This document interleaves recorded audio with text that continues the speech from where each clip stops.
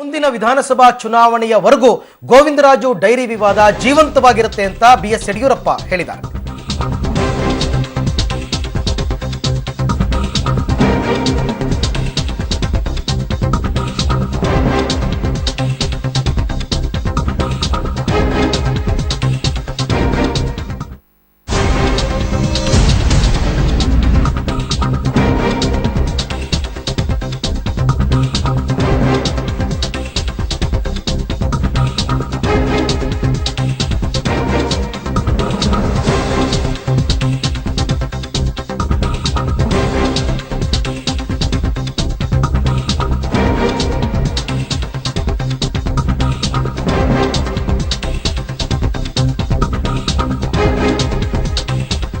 ಮುಂದಿನ ವಿಧಾನಸಭಾ ಚುನಾವಣೆಯವರೆಗೂ ಗೋವಿಂದರಾಜು ಡೈರಿ ವಿವಾದ ಜೀವಂತವಾಗಿರುತ್ತೆ ಅಂತ ಬೆಂಗಳೂರಿನ ಬಿಜೆಪಿ ಕಚೇರಿಯಲ್ಲಿ ಪಕ್ಷದ ರಾಜ್ಯಾಧ್ಯಕ್ಷ ಬಿಎಸ್ ಯಡಿಯೂರಪ್ಪ ಹೇಳಿಕೆಯನ್ನ ನೀಡಿದ್ದಾರೆ. ಹಾಗಾದರೆ ರಾಜಕೀಯ ಲಾಭಕ್ಕಾಗಿ ಅಷ್ಟೇ ಬಿಜೆಪಿ ಈ ಡೈರಿಯನ್ನ ಪ್ರಸ್ತಾಪಿಸಿ ಹೋರಾಟ ಮಾಡ್ತಾ ಇದೆಯಾ?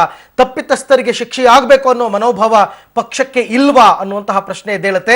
ಐಟಿ ದಾಳಿ ವೇಳೆ ಸಿಕ್ಕಿದ ಡೈರಿ ತಮ್ಮದೇ ಅಂತ ಗೋವಿಂದರಾಜು ಒಪ್ಪಿಕೊಂಡಿದ್ದಾರೆ. ಮುಖ್ಯಮಂತ್ರಿಗಳು ಪ್ರಕರಣವನ್ನ ಸಿಬಿಐ ತನಿಖೆಗೆ ವಹಿಸಲಿ, ಮುಖ್ಯಮಂತ್ರಿಗಳ ಮೇಲೆ ನನಗೆ ಕರುಣೆ ಬರ್ತಾ ಇದೆ. ಡೈರಿ ಹೊರಬಂದ ಮೇಲೆ 3 ದಿನ ಅವರು ಮೌನವಾಗಿದ್ದರು. ಆಮೇಲೆ ನಮ್ಮ ವಿರುದ್ಧ ನಕಲಿ ಡೈರಿ ಬಿಡುಗಡೆ ಮಾಡಿಸಿ ನಗೆಪಾಟಲಿಗೀಡಾದರು. ಬೆಂಗಳೂರಿನ ಬಿಜೆಪಿ ಕಚೇರಿಯಲ್ಲಿ ಬಿಜೆಪಿ ರಾಜ್ಯಾಧ್ಯಕ್ಷ ಯಡಿಯೂರಪ್ಪ ಈ ಹೇಳಿಕೆಯನ್ನ ನೀಡಿದ್ದಾರೆ. ಗೋವಿಂದರಾಜ್ ಅವರು ಬಹಳ ದೊಡ್ಡ ಸಹಾಯವನ್ನು ನಮ್ಗೆ ಮಾಡಿದ್ದಾರೆ.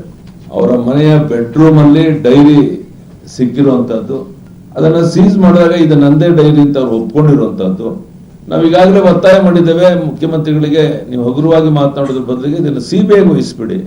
ಬಹುಶಃ ಇದರ ಪೂರ್ಣ ವಿವರ ಹೊರಬಂದ್ರೆ ನನ್ಗನ್ಸುತ್ತೆ ಕಾಂಗ್ರೆಸ್ನವರು ರಾಜ್ಯದಲ್ಲಿ ತಲೆ ಎತ್ತು ಓಡಾಡಕ್ಕೆ ಆಗದೇ ಇರುವಂತ ಉಸಿರು ಕಟ್ಟುವಂತ ಪರಿಸ್ಥಿತಿ ಬರಬಹುದು. ನನಗನ್ಸುತ್ತೆ ಇದನ್ನ ಚುನಾವಣೆ ಮುಗಿಯೋವರೆಗೂ ಈ ಡೈರಿ ವಿಷಯ ಚರ್ಚೆ ಆಗೋದಿದೆ. ಅದರ ಪರಿಣಾಮ ಯಾವ್ಯಾವ ಸಚಿವರು ಎಷ್ಟೆಷ್ಟು ಹಣ ಕೊಟ್ಟಿದ್ದಾರೆ ಅವ್ರ ಮೇಲೆ ತನಿಖೆ ಆಗೋದಿದೆ. ಬಹಳ ಮುಖ್ಯವಾಗಿ ನಾನೇನು ಮೊದಲನೇ ಬಾರಿಗೆ ಒಂದು ಮಾತು ಹೇಳಿದೆ, ಸ್ಟೀಲ್ ಬ್ರಿಡ್ಜ್ 65 ಕೋಟಿ ಬಗ್ಗೆ ಈಗಾಗಲೇ ಗುತ್ತಿಗೆದಾರರು ಕೊಟ್ಟಿದ್ದೇವೆ ಅಂತ ಒಪ್ಕೊಳ್ತಾ ಇದ್ದಾರೆ. ಸಿದ್ದರಾಮಯ್ಯನವರ ಕುಟುಂಬದವರಿಗೆ ಕೊಟ್ಟಿರೋದು 65 ಕೋಟಿ. ಅದು ಯಾವಾಗ ಏನು ಎಲ್ಲ ಮಾಹಿತಿಗಳು ಬೇಡ ಅಂದ್ರೆ ಈಚೆಗೆ ಬರೋದಿದೆ, ಅವಾಗ ಸಿದ್ದರಾಮಯ್ಯನ ಉರುಳಿಗೆ ಬರುತ್ತದೆಲ್ಲ. ಇದೇ ಸಂದರ್ಭದಲ್ಲಿ ಇಬ್ರು 3 ಜನ ನಾಯಕರು ಸೇರ್ಪಡೆಗೊಳ್ತಿದ್ದಾರೆ.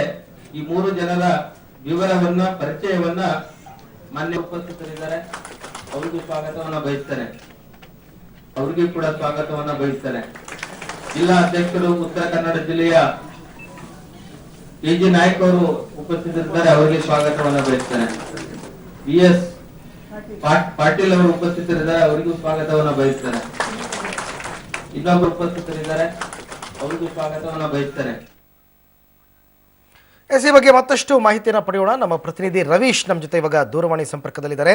ಎಸ್ ರವೀಶ್, ತಪ್ಪು ಮಾಡಿದರೆ ತಪ್ಪಿತಸ್ಥರಿಗೆ ಶಿಕ್ಷೆ ಆಗಬೇಕು ಅನ್ನುವಂತಹ ಒಂದು ಮನೋಭಾವ ಹಾಗಾದ್ರೆ ಬಿಜೆಪಿಗೆ ಮತ್ತು ಪಕ್ಷದ ರಾಜ್ಯಾಧ್ಯಕ್ಷರಿಗೆ ಇಲ್ವಾ ಅಂತ? ಅರವಿಂದ್, ಈಗ ಅದನ್ನು ಕೂಡ ಸ್ಪಷ್ಟಪಡಿಸಿದ್ದಾರೆ. ಯಾಕೆಂದ್ರೆ ಈ ಒಂದು ಪ್ರಕರಣ ತನಿಖೆಯನ್ನ ಸಿಬಿಐಗೆ ಕೊಡಬೇಕು ಅಂತ ಆಗ್ರಹಿಸಿದ್ದೇವೆ. ಮುಖ್ಯಮಂತ್ರಿ ಸಿದ್ದರಾಮಯ್ಯ ಅವರು ಇದನ್ನ ಸಿಬಿಐ ತನಿಖೆಗೆ ಕೊಡ್ಲಿ, ಅದ್ರ ಜೊತೆಗೆ ಇಡಿ ತನಿಖೆಯೂ ಕೂಡ ನಡೀತಾ ಇದೆ, ಅದರಿಂದನೂ ಕೂಡ ಸತ್ಯಾಂಶ ಹೊರಬರುತ್ತೆ ಅಂತ ಕೂಡ ಆ ಮಾತುಗಳನ್ನು ಕೂಡ ಬಿಎಸ್ ಯಡಿಯೂರಪ್ಪನವರು ಹೇಳಿದ್ದಾರೆ. ಆದ್ರೆ ಪ್ರಮುಖವಾಗಿ ಇಲ್ಲಿ ಅವರ ಒಂದು ಹೇಳಿಕೆ ಸಾಕಷ್ಟು ಒಂದು ಕುತೂಹಲ ಮೂಡಿಸಿದೆ ಅಂತಾನೆ ಹೇಳ್ಬೋದು. ಯಾಕೆಂದ್ರೆ ಡೈರಿಯಲ್ಲಿ ಮತ್ತಷ್ಟು ವಿಚಾರಗಳು ಇವೆ, ಅದನ್ನ ಆ ಮಾಹಿತಿಗಳನ್ನು ಕೂಡ ನಾನು ಬಹಿರಂಗ ಪಡಿಸ್ತೇನೆ. ಇದು ಒಂದು ವಿಧಾನಸಭೆ ಚುನಾವಣೆ ತನಕನೂ ಕೂಡ ಈ ಒಂದು ಡೈರಿ ವಿವಾದ ಏನಿದೆ ಅದು ಜೀವಂತವಾಗಿರುತ್ತೆ ಅನ್ನೋ ಒಂದು ಇದನ್ನು ಕೂಡ ಮುನ್ಸೂಚನೆಯನ್ನು ಕೂಡ ಕೊಟ್ಟಿರೋದ್ರಿಂದ ಇದು ಎಲ್ಲೋ ಒಂದ್ ಕಡೆ ಒಂದು ರಾಜಕೀಯ ಒಂದು ಫೈಟ್ಗಾಗಿ ಒಂದು ಡೈರಿ ಒಂದು ವಿವಾದವನ್ನು ಕೂಡ ಬಳಕೆ ಮಾಡಿಕೊಳ್ಳಲಾಗ್ತಿದೆ ಅಂತ ಕೂಡ ಹೇಳಲಾಗ್ತಾ ಇದೆ. ಹಾಗಾಗಿ ಯಡಿಯೂರಪ್ಪನವರು ಮುಖ್ಯಮಂತ್ರಿಗಳ ಮೇಲೆ ಮತ್ತೆ ಅವರ ಕುಟುಂಬಸ್ಥರ ಮೇಲೆ ಕೂಡ ಏನಾದರೂ ಆರೋಪಗಳು ಮಾಡಿದ್ರ ಇವತ್ತು?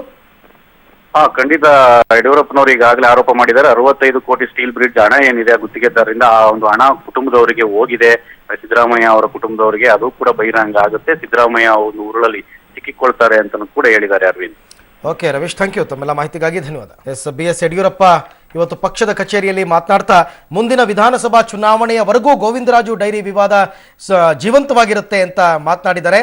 ಅಂದ್ರೆ ರಾಜಕೀಯ ಲಾಭಕ್ಕಾಗಿ ಅಷ್ಟೇ ಬಿಜೆಪಿ ಡೈರಿಯನ್ನ ಪ್ರಸ್ತಾಪಿಸಿ ಹೋರಾಟ ಮಾಡ್ತಾ ಇದೆಯಾ? ಯಡಿಯೂರಪ್ಪನವರು ಮಾತನಾಡ್ತಾ ಐಟಿ ವೇಳೆ ಸಿಕ್ಕಿದ ಡೈರಿ ತಮ್ಮದೇ ಅಂತ ಗೋವಿಂದರಾಜು ಒಪ್ಕೊಂಡಿದ್ದಾರೆ. ಮುಖ್ಯಮಂತ್ರಿಗಳು ಪ್ರಕರಣವನ್ನ ಸಿಬಿಐಗೆ ವಹಿಸಲಿ ಅಂತ ಕೂಡ ಆಗ್ರಹ ಮಾಡಿದ್ದಾರೆ. ಮುಖ್ಯಮಂತ್ರಿಗಳ ಮೇಲೆ ನನಗೆ ಕರುಣೆ ಬರ್ತಾ ಇದೆ. ಡೈರಿ ಹೊರಬಂದ ಮೇಲೆ 3 ದಿನ ಅವರು ಮೌನವಾಗಿದ್ರು. ಆಮೇಲೆ ನಮ್ಮ ವಿರುದ್ಧ ನಕಲಿ ಡೈರಿಯನ್ನ ಬಿಡುಗಡೆ ಮಾಡಿಸಿ ನಗೆಪಾಟಲಿಗೀಡಾದ್ರು. ಹೀಗಂತ ಬೆಂಗಳೂರಿನ ಬಿಜೆಪಿ ಕಚೇರಿಯಲ್ಲಿ ಯಡಿಯೂರಪ್ಪ ಈಗ ಮಾತನಾಡಿದ್ದಾರೆ. ಜೊತೆಗೆ ಮುಖ್ಯಮಂತ್ರಿ ಮತ್ತು ಮುಖ್ಯಮಂತ್ರಿ ಕುಟುಂಬಸ್ಥರು ಕೂಡ ಭ್ರಷ್ಟಾಚಾರದಲ್ಲಿ ಶಾಮೀಲಾಗಿದ್ದಾರೆ ಎನ್ನುವಂತಹ ನೇರ ಆರೋಪವನ್ನ ಯಡಿಯೂರಪ್ಪ ಮಾಡಿದ್ದಾರೆ. ಇದನ್ನ ಚುನಾವಣೆ ಮುಗಿಯುವವರೆಗೂ ಈ ಡೈರಿ ವಿಷಯ ಚರ್ಚೆ ಆಗೋದಿದೆ. ಅದರ ಪರಿಣಾಮ ಯಾವ್ಯಾವ ಸಚಿವರು ಎಷ್ಟೆಷ್ಟು ಹಣ ಕೊಟ್ಟಿದ್ದಾರೆ ಅವರ ಮೇಲೆ ತನಿಖೆ ಆಗೋದಿದೆ. ಬಹಳ ಮುಖ್ಯವಾಗಿ ನಾನೇನು ಮೊದಲನೇ ಬಾರಿಗೆ ಒಂದು ಮಾತಾಡಿದೆ, ಸ್ಟೀಲ್ ಬ್ರಿಡ್ಜ್ 65 ಕೋಟಿ ಬಗ್ಗೆ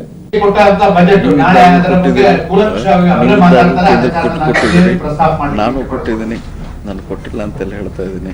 ಆದ್ರೆ ಸರ್ವಸ್ಪರ್ಶಿಯಾಗಿ ಹೋಗ್ತಾ ಕಾರಣ ಪ್ರಥಮ ಕಾಲಘಟ್ಟದಲ್ಲಿ ಭಾರತೀಯ ಜನತಾ ಪಾರ್ಟಿ ಹೇಳಿದ್ರೆ ಅದೊಂದು ಕಾರ್ಪೊರೇಟ್ ವಲಯಕ್ಕೆ ಸೇರಿದಂತ ಒಂದು ಸರ್ಕಾರ ಅಂತ ಹೇಳುವಂತದನ್ನು ನಮ್ಮ ವಿರೋಧಿಗಳು ಹೇಳುವಂತ ಕೆಲಸ ಕಾರ್ಯಗಳನ್ನು ಮಾಡಿ. ಎರಡನೇ ಬಜೆಟ್ ಅತ್ಯಂತ ಸಂತುಲಿತ ಮತ್ತು ಇದರ ಅರ್ಥ ಕಾಂಗ್ರೆಸ್ ಸರ್ಕಾರ ಯಾವುದೇ ನಿಲುವನ್ನು ದೇಶದ ಹಿತಾಸಕ್ತಿಯಿಂದ ಕೊಡ್ತಾ ಇರಲಿಲ್ಲ. ಅವರು ಅವರ ಪಕ್ಷದ ಹಿತಾಸಕ್ತಿಯಿಂದ ದೇಶದ ಯಾವುದೇ ತೀರ್ಮಾನಗಳನ್ನು ಕೊಡ್ತಾ ಇದ್ರು. ಭಾರತೀಯ ಜನತಾ ಪಾರ್ಟಿ ಪಕ್ಷದ ಹಿತಾಸಕ್ತಿ, ಅದು ಎರಡನೇದು, ದೇಶದ ಹಿತಾಸಕ್ತಿ ಪ್ರಥಮ. ರಾಜಧಾನಿ ಬೆಂಗಳೂರಿನಲ್ಲಿ ವಾಟರ್ ಮಾಫಿಯಾ ಕೆಲಸ ಹೇಗಿದೆ ಅಂದರೆ, ನೊರೆ ಉಗುಳುತ್ತಿರುವ ರಾಸಾಯನಿಕವನ್ನೇ ತುಂಬಿ ತನ್ನ ಒಡಲಲ್ಲಿ ತುಂಬಿಕೊಂಡಿರುವಂತಹ ಬೆಳ್ಳಂದೂರು ಕೆರೆಯ ಕಲು ನೀರನ್ನ ಟ್ಯಾಂಕರ್ಗಳ ಮೂಲಕ ಜನಕ್ಕೆ ರವಾನೆ ಮಾಡುತ್ತಿದ್ದಾರೆ. ಬೆಂಗಳೂರಿನ ಯಲಹಂಕದ ಸರ್ಕಾರಿ ಶಾಲೆಯಲ್ಲಿ ವಿದ್ಯಾರ್ಥಿ ಕೊಲೆ ನಡೆದಿದೆ.